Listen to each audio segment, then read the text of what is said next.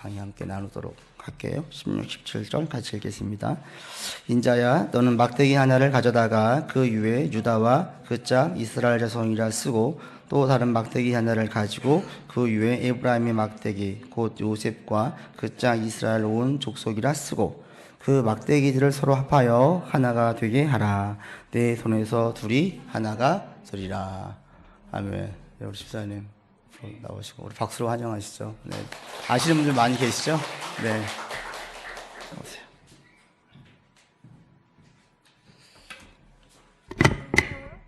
예, 반갑습니다. 익히 아는 분들도 계시고 또 새로운 분들도 계셔서 한번 이렇게 시작하기 전에 서로 이렇게 우리 샬롬께 그 평안이 여기에 가득하도록 한번 서로 보시면서 한번 인사를 했으면 좋겠습니다. 샬롬. 제가 이 샬롬교회 소식은 종종 이렇게 예전에 이렇게 우리 신림교회 지체를 통해서도 이렇게 듣고 그랬습니다. 그리고 박승호 목사님께서 전도사님일 때 제가 중고등부 교사를 해서 그때 이제 같이 이렇게 사역을 하고 했었는데 저는 지금 유년부 초등학교 2학년을 가르치고 있고요. 또 이제 순장으로 이렇게 섬기고 있습니다. 오늘 여러분과 나누고 싶은 얘기는 하나님께서 제게 주셨던 민족의 하나됨, 남과 북의 하나됨 그 비전을 여러분과 또 우리 샬롬교회에 같이 이렇게 주시는 말씀으로 나눴으면 좋겠습니다. 이 말씀은 제가 청년 때 공부를 하면서 에스겔서를 가지고 공부하다가 제게 주신 말씀으로 이렇게 제가 이렇게 받고 통일부에 들어가서 일을 했습니다. 저는 지금 통일부에서는 남북 간의 경제협력, 철도도로 연결하고 금강산 관광, 또 북한의 이게 동서에 특구 만드는 그런 일들을 담당하고 있습니다. 제가 참 공부할 때 그때 시험에 떨어질 때마다 교회에 나가기도 부끄럽고 사람들 만나기도 힘들어서 참 이렇게 하나님 앞에 나가서 기도를 참 많이 했던 것 같습니다. 그래서 아침에 밥 먹고 새벽 예배, 새벽 큐티 할 때 기도하고 점심 먹고 이렇게 산에 올라가서 이렇게 산책하면서 기도하고 저녁에는 예전에 섬기던 교회 이렇게 지하에 기도실이 있었는데 거기 가서 기도하고 했었는데 그때는 정말 참 이렇게 사람 만나서 얘기가 힘들어서 하나님만 이렇게 바라보던 때였었고 그때는 정말 가난하고 외롭고 또 할 수 있는 것들이 아무것도 없고 또 무엇을 해야 될지 앞도 보이지 않았기 때문에 오직 할 수 있는 것들이 이렇게 성경책 읽고 기도하고 하는 그것밖에 없었던 것 같습니다. 그때 미국에서 이렇게 닐슨 선교사님이라고 선교사님이 오셨는데 영어로 이제 청년들 몇 명을 놓고 이 에스겔서를 가지고 성경 공부를 했었습니다. 영어로 진행해서 제가 정확한 뜻은 잘 모르겠지만 그래도 성경 말씀은 이렇게 알아들을 수 있어서 이렇게 공부를 하다가 이 말씀이 이 37장 특별히 이 마른 뼈들의 골짜기와 또 이게 에스겔 손에서 유다와 이스라엘이 하나 되는 이 말씀이 제게 굉장히 이렇게 감동이 왔고 이 말씀을 놓고 계속 기도하다가 제가 지금 하고 있는 일들까지 이렇게 연결되었던 것 같습니다. 그래서 이 에스겔서를 가지고 일단 이렇게 살펴보면 여러분이 이렇게 아시듯이 에스겔은 유다가 바벨론으로 이렇게 포로로 유다 백성들이 끌려가가지고 그 바벨론에서 주로 사역을 했던 선지자입니다. 유다에 남아있던 에레미야 선지자가 유다 백성들에게 하나님의 심판을 경고하며 해결을 이야기할 때 이 에스겔 선지자는 바벨론으로 끌려가서 동일하게 유다가 멸망한 것들은 결국 성전에서 예배를 드렸지만 그 예배의 본심은 우상을 숭배하는 것고 자신의 이렇게 뜻대로 살려고 했던 그 죄악 때문이었음을 이렇게 이야기하면서 유다 백성들이 심판을 받았던 그 원인과 또 유다를 이렇게 침략했던 심판의 도구로 사용되었던 주변의 국가들의 심판, 나가서 이제 하나님의 이 회복과 하나님 나라에 대해서 이렇게 이야기했던 선지자입니다. 이 37장에 이렇게 보면 여호와의 손이 이렇게 에스겔을 붙잡아서 이 마른 뼈 골짜기에 데려다 놓은 것을 볼 수 있습니다. 눈에 보이는 것들이 뼈가 말랐고 심이 많았다고 에스겔은 이렇게 이야기하고 있습니다. 이때 하나님께서 성령으로 이 뼈들이 살겠느냐고 에스겔에게 이야기하십니다. 굉장히 당혹스러운 질문이었을 것 같아요. 눈에 보이는 것들 그대로 이야기하자니 그 뜻은 아닌 것 같고, 또 그렇다고 그 너머를 볼 수 있는 안목은 에스겔이 갖지 이렇게 않았었고, 다만 에스겔은 하나님께서 뭐 특별한 의미를 가지고 하셨을 거라는 믿음이 있었기 때문에 주께서 아십니다, 여호와께서 아십니다라고 이렇게 고백을 했던 것 같습니다. 그때 하나님의 영이 에스겔을 통해서 이렇게 말씀하시는 저 마른 뼈들에 대해서 대언하라고 하나님의 말씀을 선포하라고 이야기하시면서 마른 뼈들이 서로 맞붙여 이렇게 결합되고 그 뼈에 이렇게 힘줄이 돋고 가죽이 덮이고 뼈가 이렇게 서는 것들을 이렇게 선포하라고 하십니다. 에스겔이 믿음으로 그 말씀을 그대로 전했을 때 그 에스겔 골짜기에는 그 뼈들이 붙어서 하나의 사람이 되고 또 그 많은 뼈들이 하나님의 거룩한 군대로 회복되어지는 것들을 보여주고 나서 이 유다와 이스라엘의 하나됨을 하나님께서 이야기하고 계십니다. 그래서 저는 북한이 사람의 생각으로 볼 때는 도저히 변화될 수 없는 그런 땅이지만은 하나님의 성령께서 북한을 사로잡으시면 북한이 변화의 길로 가고 결국은 남과 북의 하나됨이 이루어질 수 있다는 그 믿음을 가지고 사실 통일부에 들어가서 지금까지 한 18년이 넘게 그렇게 일을 해왔습니다. 제가 현장에서 일하면서 배웠던 것들을 이 시간 여러분하고 나누도록 하겠습니다. 예, 넘겨주실래요? 예, 지금 뭐 한반도 정세 우리 기도하신 자매님께서 굉장히 어렵다고 하셨는데 그 부분에 대해서 한번 살펴보고 과연 김정은의 북한은 지금 어떤가, 또 우리 정부의 한반도 정책하고 그 다음에 제가 작년에 이 남북 철도도로 공동조사를 다녀와서 경의선하고 동해선을 이렇게 쭉 두만강까지 갔다 온 이야기를 잠깐 나누고 그 다음에 이제 무엇을 할까 뭐에 대해서 이야기를 나누도록 하겠습니다. 예, 방금 했던 이야기고요. 예, 넘겨주시면 작년에 참 많은 일들이 있었죠. 저는 뭐 이때 당시에 그 워싱턴 DC에 이렇게 연수차 나가 있어서 밖에서 우리 한반도 상황을 이렇게 봤었습니다. 그때 당시 뭐 1, 2월만 해도 트럼프가 우리 선제 공격, 선제 타격을 이렇게 한다 그래서 정말 한반도에 전쟁이 나겠구나. 그래서 사실 저희들도 전쟁이 나면 귀국을 해야 될 텐데 어떻게 비행기를 보내주나 뭐 이런 걱정을 실제적으로 하던 때였습니다. 근데 이제 평창 올림픽이 열리고 이제 평창에 북측이 참가하고 이제 한반도의 새로운 평화의 분위기가 갑자기 조성됐었죠. 그러면서 이제 4.17 판문점에서 우리 문재인 대통령하고 김정은 위원장이 만나고 이렇게 한반도의 새로운 평화의 역사가 시작되었습니다. 이때 이제 판문점 회담에서 남북 간에 합의한 것들이 여러 가지가 있지만 크게 세 가지로 나눠볼 수 있는데, 첫째는 남북 관계를 이게 전면적이고 획기적으로 개선하겠다. 그동안 남북 관계와 대결과 또 이렇게 굉장히 긴장이 고조되어 있던 상황이었었기 때문에 남북 관계 획기적으로 개선하겠다, 이 합의가 있었고요. 두 번째는 한반도에서 전쟁의 위협을 아주 획기적으로 감수하기 위한 공동의 노력을 하겠다. 그걸 위해서 전면적으로 상대방 이렇게 비방 중지하고 상대방을 공격할 수 있는 그 수단을 해소하겠다. 이 두 번째가 있었고, 세 번째는 한반도 평화체제에 관련된 합의였습니다. 그래서 핵 없는 한반도, 완전한 비핵화 이 세 가지를 크게 합의했습니다. 그래서 한반도 역사가 이제 분열과 대결에서 다툼과 대결에서 이제 평화와 번영으로 이렇게 바뀌게 된 계기가 됐었죠. 그거에 따라 확성기가 이게 철거되고 뭐 북측의 핵실험장이 폐기되고 그런 쭉 일련의 역사가 있었고 6월 10일 날 북미 간의 정상회담이 역사적으로 열렸습니다.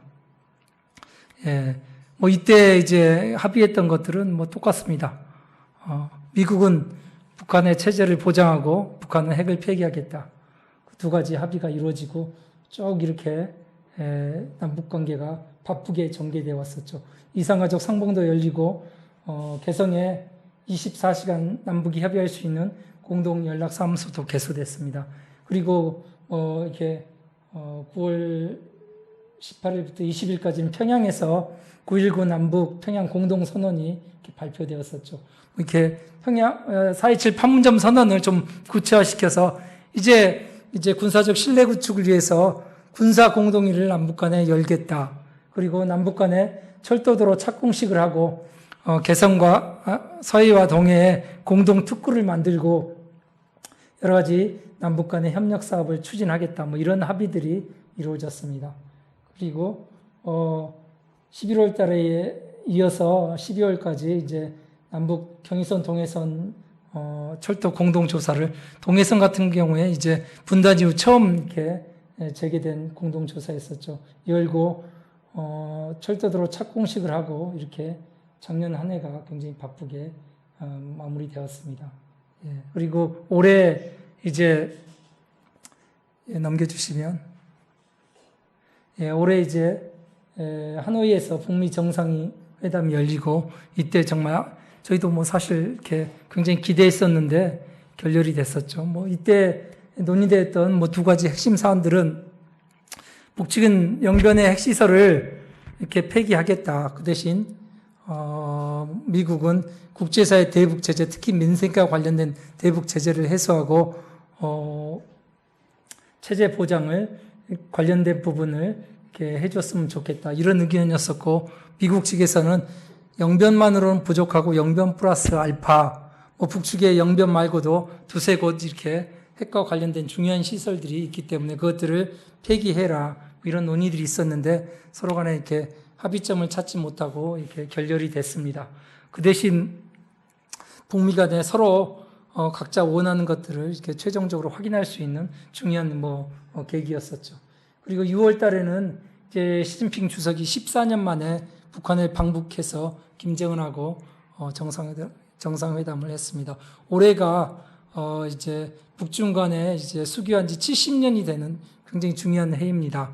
그래서 북중 간에 다시금 혈맹의 관계를 좀 더 이렇게 돈독히 하고 그리고 여기서 중요한 것들이 북한은 중국의 경제 개방 경험을 배우겠다 했고 중국은 이 한반도 비핵화 문제에 있어서 좀 더 적극적이고 건설적인 역할을 감당하겠다.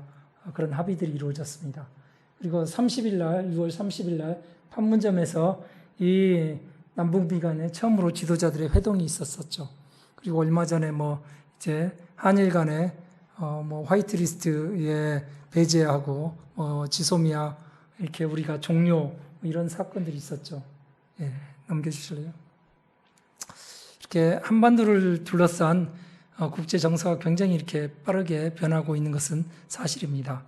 분명히 남북 간엔 한반도의 새로운 평화와 번영의 시대를 열었지만은 이제 그 내용들을 메꿔가는 것들은 이제 우리 국제 정서에 각자 우리 한반도를 둘러싼 국가 간의 이익에 따라서 이렇게 달라지는 것 같습니다.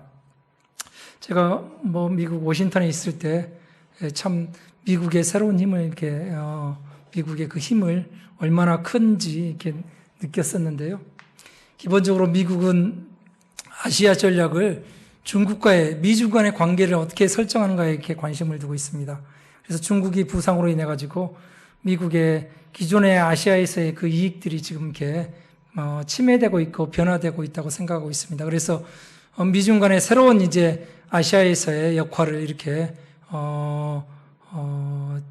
변경시켜야 될 그런 이제 분기점에 와 있는데 그 아시아 전략의 그 이론이 중국의 역할을 좀 더 수용하되 미국의 기존의 아시아에서 가지고 있었던 패권을 유지하는 방향으로 새로운 아시아 질서를 이렇게 만들어 가려고 하고, 중국은 새롭게 이제 미국에 이어서 G2로 부상했던 그 여러 가지 이제 패권 국가로서의 그 역할을 이제 보장받으려고 하고 있는 그런 상황입니다.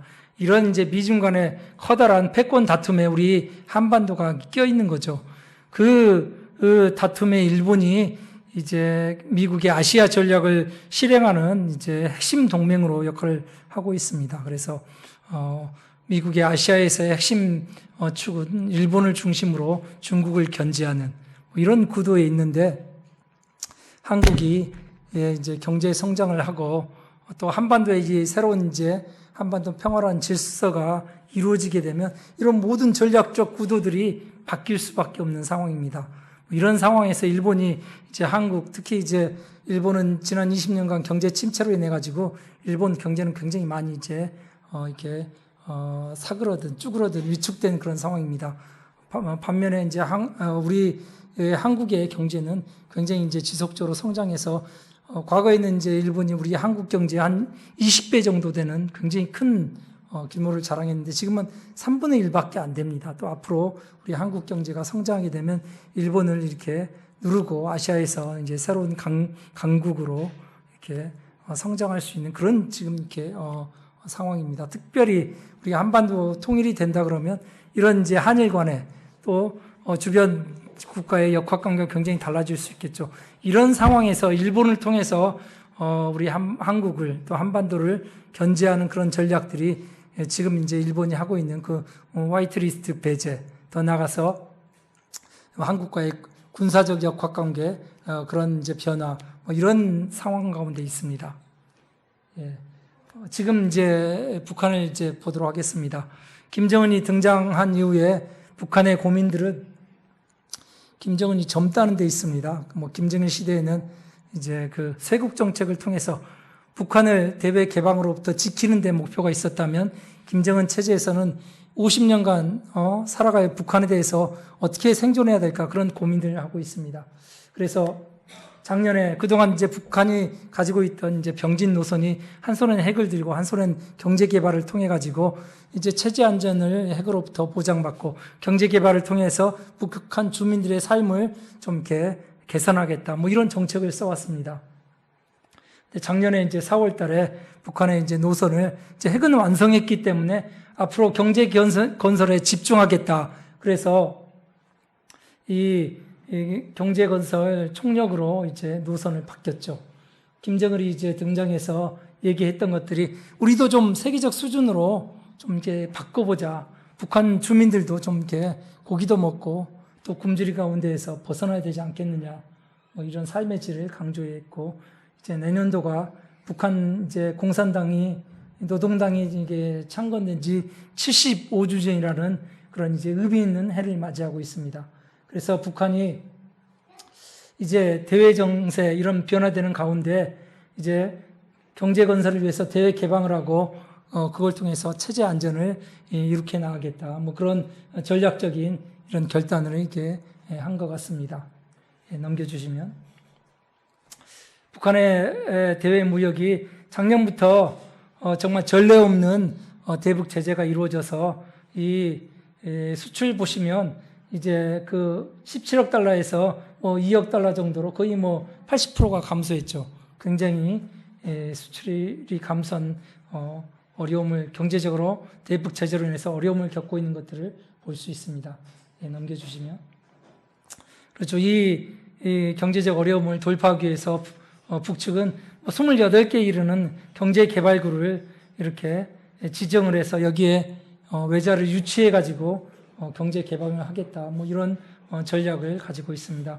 보시면 이제 접경지역 중심으로 이렇게 경제 개발구들이 이렇게 지정된 것을 볼 수 있죠. 신의주, 북중 접경지역, 또 개성공단 남북 접경지역, 또 러시아하고 중국하고 접경지역인 나성 경제특구, 또 이제 그 원산에 이르는 이제 금강산 원산 국제관광특구, 이렇게 접경 지역을 중심으로 이제 경제 개방을 추진하겠다, 이런 전략을 이렇게 추진하고 있습니다. 그런데 어려운 부분들이 대북 제재하에서는 외자 유출을 하나도 할 수가 없는 그런 상황입니다. 그래서 김정은도 핵을 포기하고 속히 북한의 경제를 개방해야 되겠다, 이런 생각은 가지고 있는 것 같습니다. 넘겨주시면. 북한 사회가 이런 경제적 어려움 속에서도 이제 변하고 있습니다. 그래서 시장화가 이루어지고 있고, 북한의 시장이 공식적인 시장이 460개 정도 됩니다. 평양을 중심으로 각 곳에 설치되어 있는데요. 그리고 이제 통신이 발달해서 약 600만 명 정도가 이 이동통신을 사용하고 있습니다. 북측 인구가 약 2,500만이기 때문에 약 25% 정도, 4명 중에 1명은 이렇게 휴대폰을 사용하고, 북측 이게 평양에는 와이파이도 이렇게 사용할 수 있어서 거기서도 전철을 타고 가면서 이렇게 외부 세계로 사진이나 메시지를 전송할 수 있다고 합니다.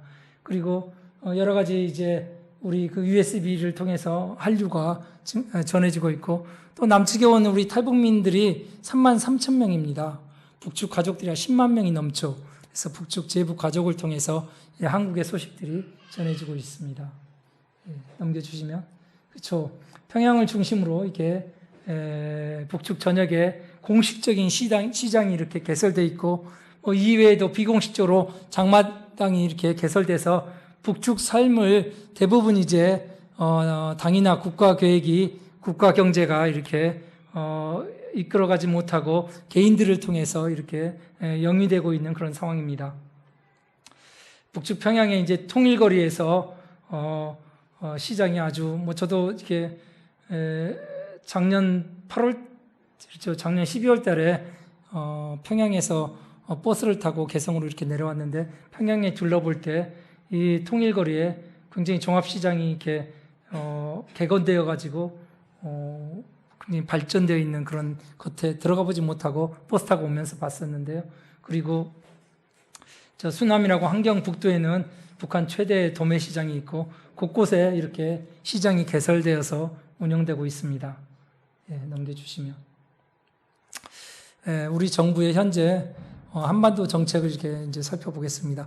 북한이 유엔 대북 제재로 인해서 경제적 어려움을 겪고 있지만, 시장화를 통해서 북측 주민들의 삶은 그다지 위축되지 않는 걸로 보입니다. 현 정부의 한반도 정책은 무엇보다도 평화가 중요하기 때문에 이 평화를 먼저 달성하고, 이 평화를 토대로 공동 번영, 남과 북이 서로 잘 살 수 있는 평화 경제를 실현해 나가겠다, 그런 생각을 가지고 있습니다. 그래서 지난 10년간 북한의 핵 개발과 미사일 도발로 인해서 굉장히 한반도 상황이 전쟁 직전까지 가는 위기 상황이었었기 때문에, 먼저 북핵 문제를 해결하고 남북 간의 군사적 긴장 완화를 통해서 항구적 평화를 이 한반도에 정착시키겠다, 이게 이제 첫 번째 목표입니다. 두 번째, 남북 관계가 한반도 상황, 또 이렇게 남북의 군사적 상황에 따라서 굉장히 이렇게 유동적이었기 때문에 이제 변하지 않는 지속 가능한 남북 관계를 이루어 가겠다.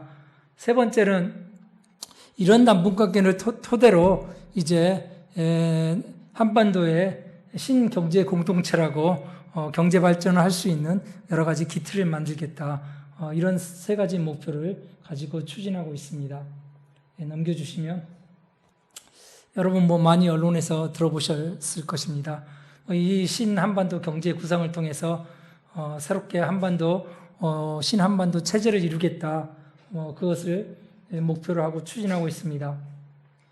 보시면 동에서는 이제 환동의 에너지 자원벨트라고 부산에서부터 러시아를 거쳐서 유럽까지 이르는 이 남북 철도 도로 물류를 새롭게 이제 구축을 해가지고, 러시아에는 에너지, 전력, 굉장한 이 자원들이 많습니다. 북측에도 저 함경북도 저 동해선 지역에는 굉장한 자원지대입니다. 그래서 북측이 가지고 있는 석탄, 흑연, 마그네사이트, 히토류, 금광, 이런 자원들이 개발하면 우리가 약 6,500조의 그런 경제적 효과를 이룰 수 있다고 이렇게 분석이 되고 있습니다. 이런 동해선 자원 벨트를 우리가 개발하고, 그다음에 이 서해선으로는 이 목포 여수에서부터 저 평양을 거쳐서 신의주 단동 또 중국을 거쳐서 유럽까지 이어지는 이 벨트는 이제 산업과 물류 벨트로 또 관광 벨트로 개발하겠다는 그런 생각입니다. 그리고 이제 DMZ를 이렇게 중심으로 인해 가지고 동서 이 관광 벨트는 현재 이 금강산 이제 관광지구가 개설돼 있고 서해는 이제 개성단이 이렇게 개발돼 있죠.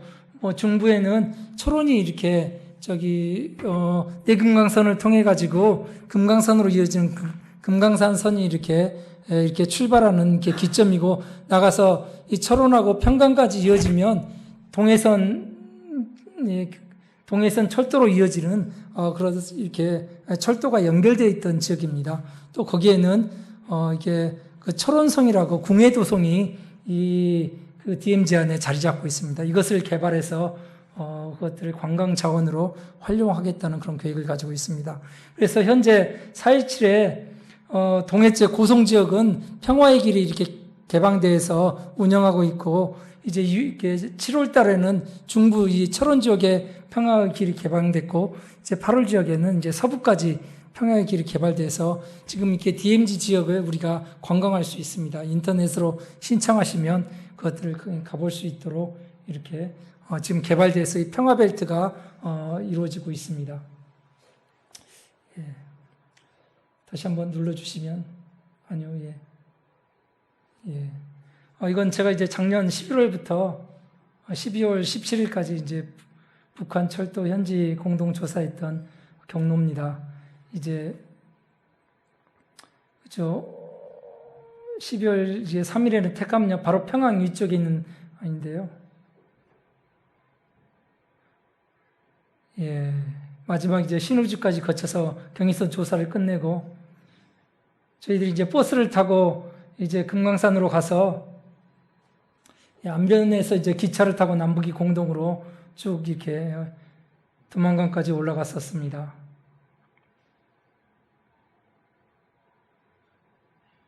이 동해선 지역은 이제 분단 이후로 처음으로 이렇게 남북이 공동 조사했던 지역이고 북측도 처음 개방하는 지역이기 때문에 굉장히 예민하게 생각했던 부분입니다.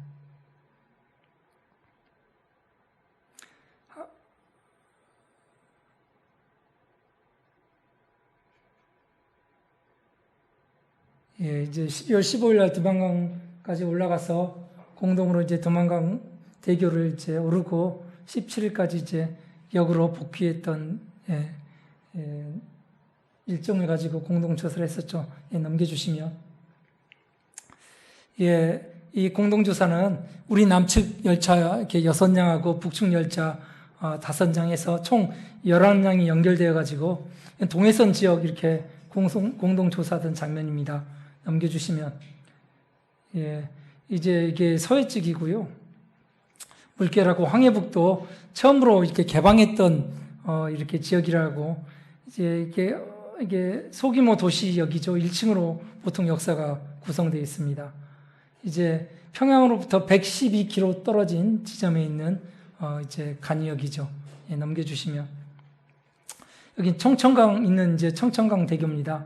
이제 서쪽에서 가장 이제 긴 다리인데 약 1,200m 정도 길인데 날씨가 좋았었는데 이때만 비가 왔었습니다. 그래서 이때 이 다리를 밑에 보면 이제 상판이 이게 열려 있어가지고 바로 이렇게 청천강 물이 보입니다. 여기를 남북이 이렇게 걸어서 갔는데 보니까 아찔하더라고요. 저도 혼자 걸으라면 못 걷겠던데 이제 함께 걷고 또 제가 이제 조사 단장이니까 또 무섭다고 할 수 없어서 같이 걸었던 대교입니다. 넘겨주시면 이제 평양역입니다. 바로 북한 철도는 이 평양역에서부터 다 기점을 시작됩니다. 여기서부터 시작돼서 이 멀리는 이제 개성으로 또 신의주로 저 두만강까지 이렇게 뻗어가고 있습니다. 넘겨주시면 이제 평양에서부터 226km 떨어진 어떤 이렇게 표시입니다.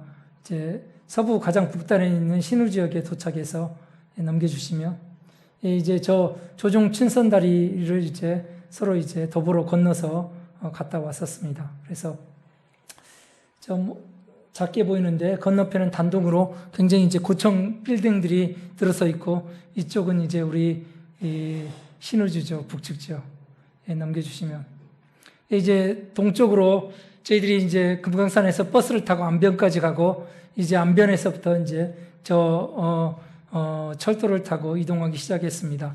이 안변에서부터 금강산 지역은 북측 철도가 완결이 안 됐기 때문에 저희들이 기차로 이동할 수 없어서 버스로 가서 이제 안변에서 원산역으로 거쳐서 넘겨주시면 원산 주변 이제 철길하고 도로하고 같이 맞붙어 있습니다. 그래서 바로 철로에서 옆에 도로를 본 건데 금강산에서 원산까지 가는 길이 한 3시간 정도 걸렸는데 그때 정도 차량이 한 10대 정도가 오고 가더라고요. 그래서 북측도 지금은 이렇게 승합차, 택시가 많이 운영되고 있습니다. 그래서 주로 이제 원산에서 금강산까지 오고 가는 인원들은 저 택시를 타고 우리 밴같이 승합차가 택시로 이렇게 활용되고 있는 거죠. 택시를 타고 이동하는 것들을 볼 수 있었습니다. 넘겨주시면 함흥역이죠. 동해선에서 가장 큰 도시인 함흥, 인구가 한 80만 정도 된다 그래요. 함흥역은 이제 북예역이라고 이제 도청 소재지가 있기 때문에 저렇게 3층으로 큰 건물을 이렇게 역사를 지어서 보유하고 있죠. 이게 한번 눌러주시면 김일성이 여기 84년도에 갔다 그래서 그걸 이렇게 표시하고 있습니다. 넘겨주시면 이제 좀 위로 올라가서 함경남도 갔었을 때 저희들이 이제 교량을 함께 남북이 함께 이렇게 점검하고 있는 모습입니다. 넘겨주시면 이제 바로 이때부터 이제 그 눈이 오기 시작해가지고 전날 한 40 내지 50cm 이렇게 왔다고 그러더라고요. 바로 이제 이 일신역이 함경북도 바로 이렇게 그 밑에 있는 바로 여기입니다.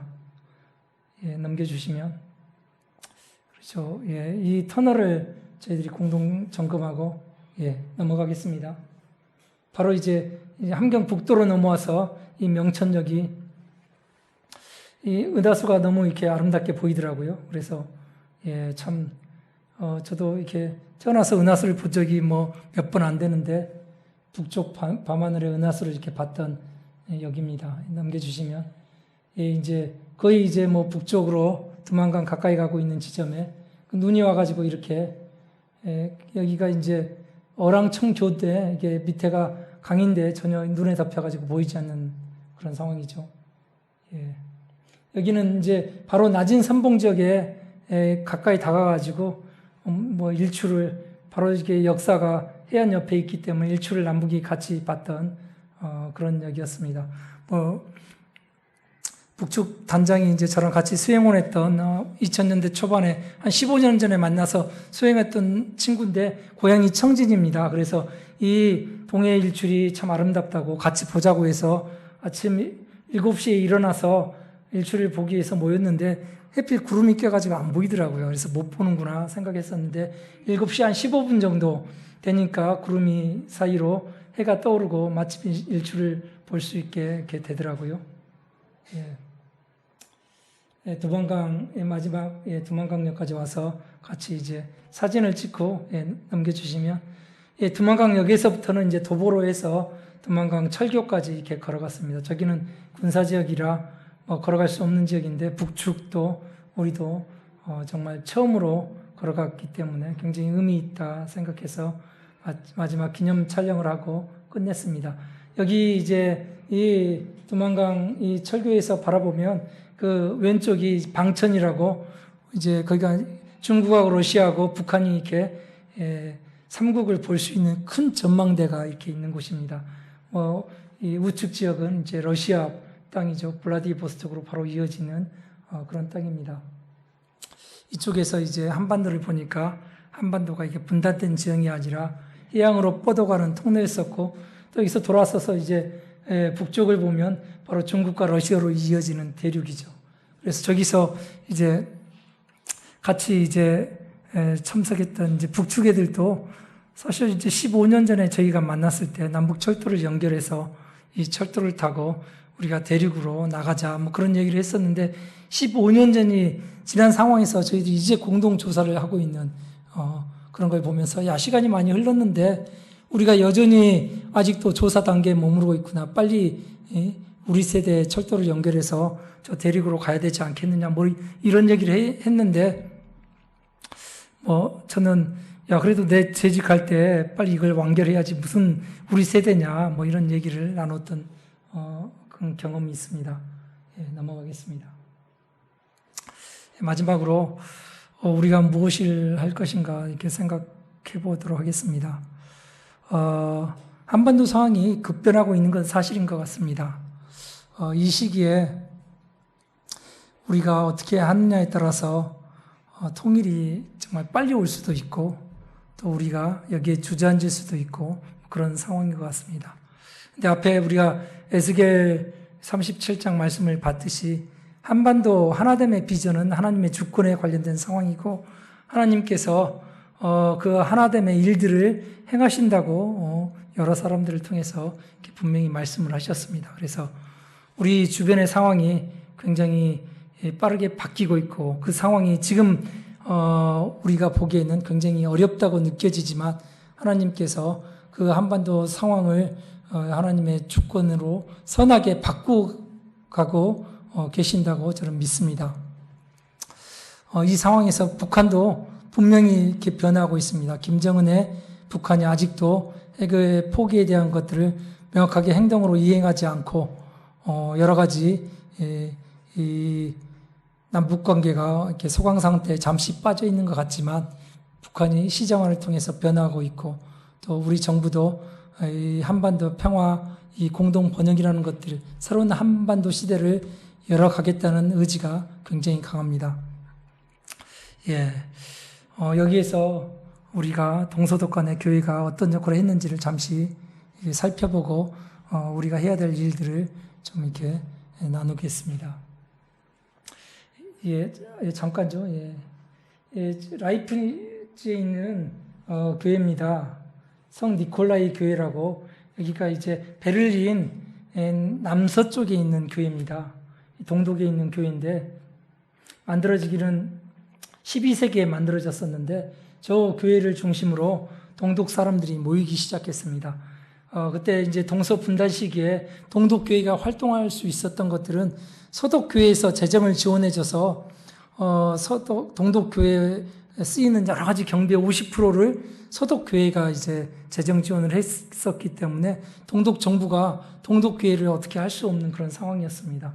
저 동독 교회를 중심으로 동독 사람들이 모여서 특별히 1982년부터 월요일마다 5시에 모여서 교회 기도하기 시작했습니다.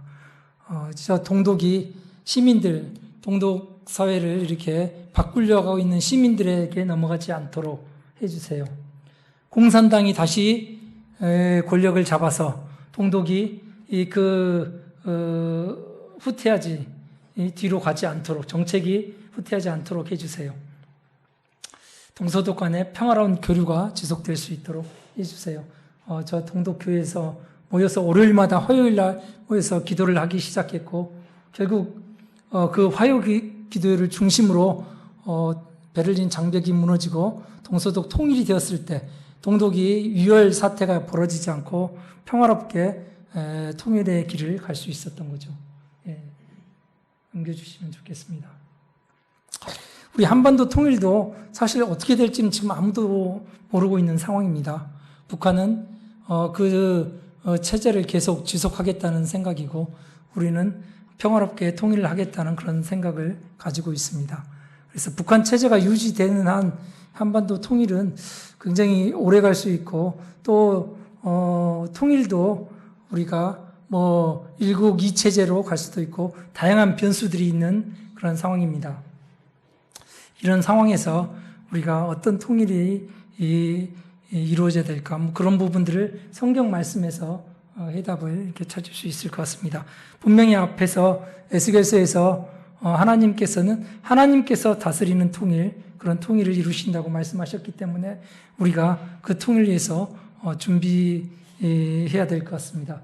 창세기 45장 5절 말씀은 굉장히 여러분도 이렇게 잘 아시는 그 말씀인데 상황이 이렇습니다. 이제 야곱의 아들들이 그 가나안 땅에 이제 기근이 들어서 요셉이 총리로 있는 애굽에 쌀을 얻으러 갔다가 두 번째 갔을 때 이제 드디어 이제 요셉이 자기 정체를 밝히면서 형제 상봉이 이루어지고 있는 장면입니다.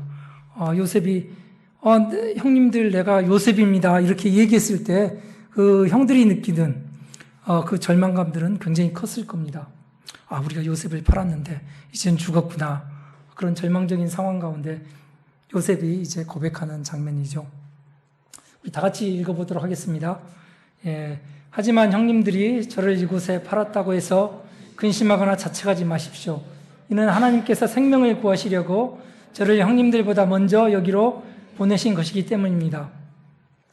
요셉은 자기가 애굽에 팔려온 것들이 형들이 자기를 팔아서가 아니라 하나님의 이스라엘에 대한 구원의 계획의 일환으로 판단했기 때문에 형들을 용서할 수 있었습니다. 우리가 북한을 바라볼 때 먼저 통일에 앞서서 북한을 용서하는 용서가 먼저 있어야 될 것 같습니다. 특별히 우리가 통일하지 못하고 있는 여러 가지 원인 중에 하나가 한국교회입니다. 여러분도 잘 보셔서 알겠지만 우리 이데올로기적인 이제 진보와 보수로 우리 한국 사회가 나누어져서 이렇게 분열하고 있지만 그 분열의 성봉에 한국교회가 있는 것 같습니다. 우리 보수의 가장 강력한 보수도 한국교회가 있고 또 강한 진보에도 한국교회가 있는 것 같습니다. 그래서 한국교회가 북한을 정말 용서하고 받아들일 때 우리 사회가 바뀌고 우리 사회가 바뀔 때 우리 정부가 추구하고 있는 그 평화로운 한반도도 이루어질 것 같습니다. 다음에 넘겨주시면. 두 번째 우리가 어떤 통일의 모습으로 기도해야 될지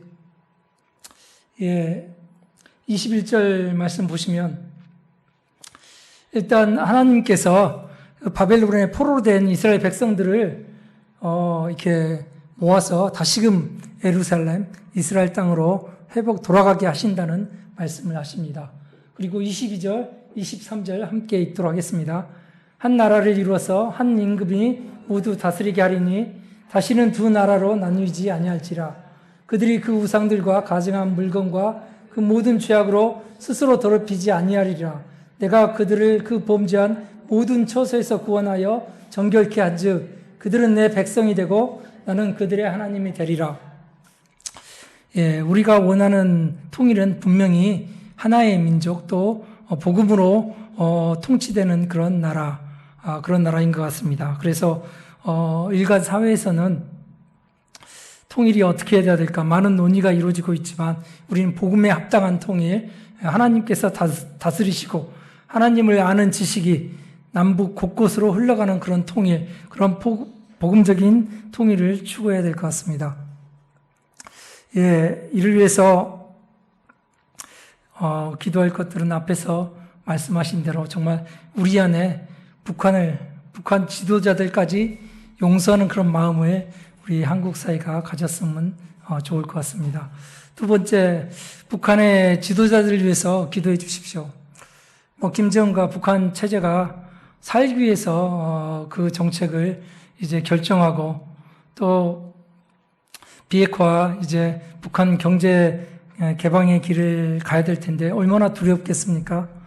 그 길을 정말 결단하고 갈 수 있도록 북한 지도자들을 위해서 북한 지도자들이 변화되어서 정말 평화의 길을 선택하고 그 길을 용기 있게 갈 수 있도록 기도를 했으면 합니다. 마지막으로 기도할 것들은 우리 한국 사회를 위해서 기도해야 될 것 같습니다. 정말 우리가 통일을 감당할 준비가 되어 있는지 우리 탈북민들을 받아들이고 또 북한 2,500만 북한 주민들을 받아들일 수 있는 그런 마음이 준비됐는지 여기서 분명히 하나님께서 다스린 나라는 거룩한 나라, 범죄하지 않고 우상 숭배하지 않고 하나님만을 섬기는 그런 나라가 됐을 때 하나님께서 그 땅에 다시금 임재하시고 그 땅을 둘로 나뉘지 않고 다스린다고 말씀하고 계십니다. 우리 한국 사회가 가지고 있는 여러 가지 이 죄악들, 북한을 미워하고 또 우리가 돈이라는 우상을 숭배하고 또 우리 사회에 서로 미워하고 경쟁했던 그 죄악들을 우리가 회개할 때 하나님께서 우리에게 남과 북이 하나 되는 그런 통일의 역사를 이루실 것 같습니다. 이상으로 제 이야기를 마치고 제가 기도하고 끝내도록 하겠습니다.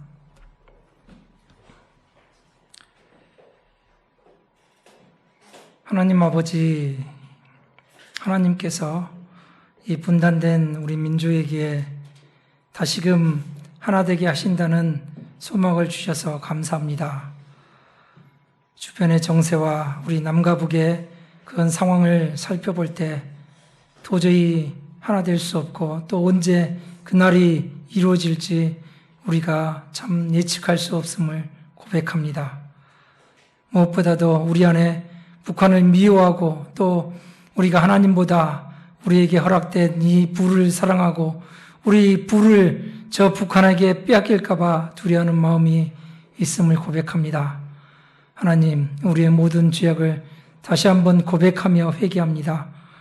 우리가 우리에게 허락하신 이 물질보다 우리에게 허락하신 이 자유주의와 시장경제주의 체제보다 하나님을 더욱더 사랑합니다. 그럴 때 하나님께서 저 북한을 변화되게 하시고 또 북한 지도자를 바꾸시고 또 남과 북을 하나 되게 하실 줄 믿습니다. 제게 주신 이 비전을 통해서 또 우리 살롬교회의 이 비전을 나누게 하신 하나님께서 일들을 이루가실 줄 믿습니다. 그때까지 우리가 깨어서 기도하며 하나님께서 허락하신 이 지경을 넓혀가는데 순종하게 하옵소서. 감사하며 예수님 이름으로 기도드렸습니다. 아멘.